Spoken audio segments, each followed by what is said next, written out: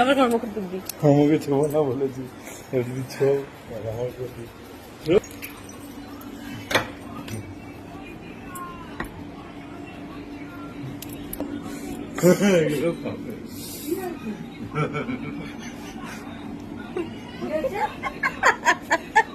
দেখো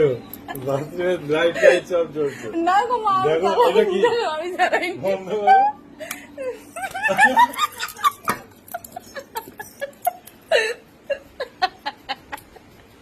আমার কষ্ট হচ্ছে কিন্তু আমি খেয়ে হাঁটতে পারছি না এমনিতেই আমি নাটক করছি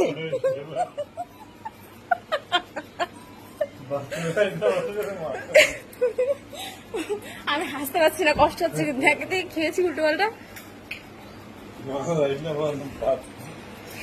বুঝতে পারছি